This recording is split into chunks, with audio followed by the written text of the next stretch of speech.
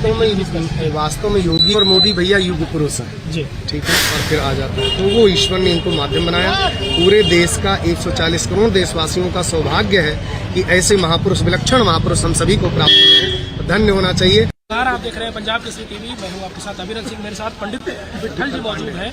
जिस मूर्ति को सरयू तट से राम मंदिर तक ले जाया गया है, रामकूट मार्ग से ले जाया गया है, हनुमानगढ़ी से जो रामकूट का रास्ता है उस पारंपरिक मार्ग से ले जाया गया है, उस पूरी प्रक्रिया में पंडित जी सामने। पंडित जी पहले अपना परिचय दीजिए। मैं जय श्री राम, मैं पंडित विट्ठल।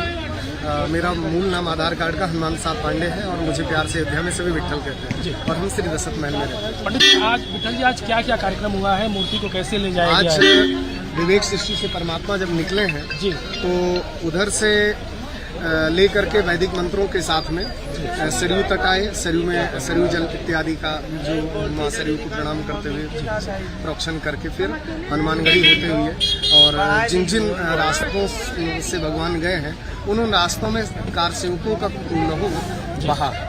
उन कारसेवकों को कृतार्थ करते हुए, उन हुतात्माओं को आत्मसात करते हुए परमात्मा गर्भगृह तक की यात्रा करते। कहा जा रहा है कि ये एक प्रतीकात्मक मूर्ति जी जी ऐसा है? नहीं, ये मूल विग्रह है, श्री विग्रह है, अर्चा विग्रह है महाराज। ये वास्तविक विग्रह है। ये कहीं जो प्रतीकात्मक के लिए दोपहर में आप लोगों ने जो दिखाया है या हमने भी देखा, वो यज्ञ मंडप में जाने के लिए रघुनाथ जी हैं। वो यज्ञ मंडप का जो मूर्ति गई है अभी जी, ये ओरिजिनल, यही वास्तविक है, यही वास्तविक गर्भगृह में जो है विराजित स्थापित है। तो इस मूर्ति के साथ, रामलला की इस मूर्ति के साथ और भी कोई मूर्तियां गई हैं या अकेले राम? सिर्फ रामलला सरकार है जी, और बस उनको व्यवस्थित करके ले जाया गया।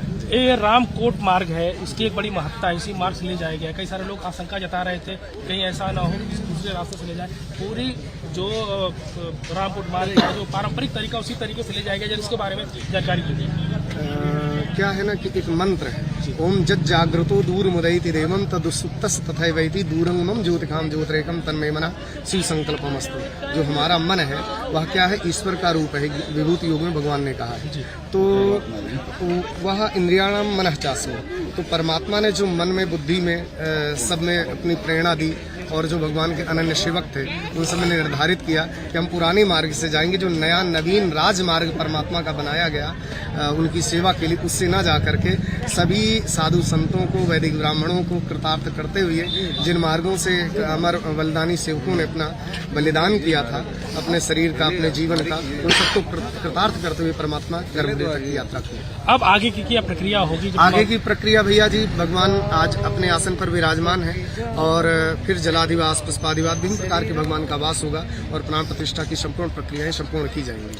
आज से जो 22 तारीख तक का कार्यक्रम है, जरा उसके बारे में जानकारी दे दीजिए। क्योंकि रामलला की जो मैंने वही बताया आपको कि जलाधिवास, पुष्पाधिवास, अन्नाधिवास इत्यादि ये हर रोज अलग अलग होंगे। जी हाँ, अलग होंगे, समय अनुकूल, जैसे तिथिवार, ग्रह, नक्षत्र योग सब होंगे, उस हिसाब से गुरुदेव के निर्देशन में वो सब किए जाएंगे। इस काफिले में अनिल जी के साथ और कौन कौन था? इस संपूर्ण ट्रस्ट के ट्रस्टी भी थे और जिन जिन को परमात्मा ने चुना वो सभी मतलब भगवान की यात्रा के साक्षी बने। आपका उसमें क्या मुख्य रोल था? जरा मेरा मुख्य रोल आप सभी देख ही रहे हैं और मैं वैदिक आचार्य हूँ, तो वेद मंत्र से परमात्मा की वाणी के द्वारा स्वर से सेवा कर सकता हूँ, वही किया मैंने। बहुत अच्छा। जय श्री राम। जय श्री राम। हाँ, जी जी। और कुछ तो मोदी जी आ रहे हैं 22 तारीख को, उनका कार्यक्रम लगा हुआ। कुछ अभी वास्तव में योगी और मोदी भैया युग पुरुष हैं जी, ठीक है।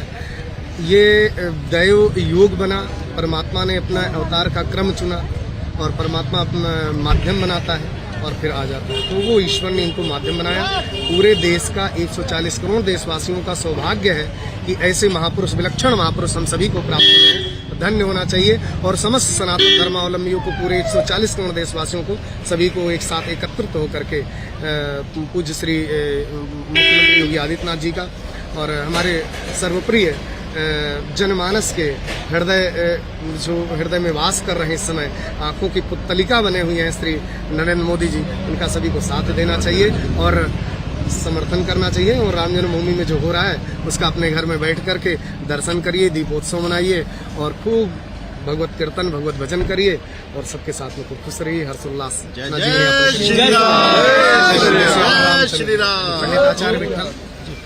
बताइए क्या कहना चाहिए?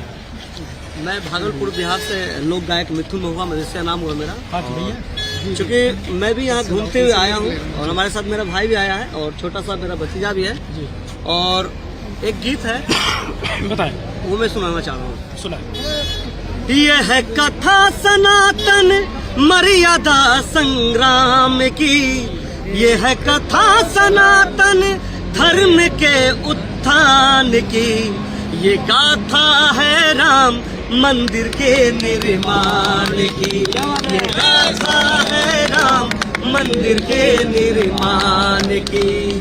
सोने की चिड़िया भारत को बैरी बनाया था गुलाम, तंबू में रहने को भी बस थे भारत के राजा श्री राम। हमसे जुड़े रहने के लिए हमारे YouTube चैनल को सब्सक्राइब करें और नई वीडियो की नोटिफिकेशन के लिए बेल आइकॉन को दबाएं। अगर आप ये वीडियो Facebook पर देख रहे हैं तो लाइक जरूर करें और ज्यादा से ज्यादा शेयर करें। धन्यवाद।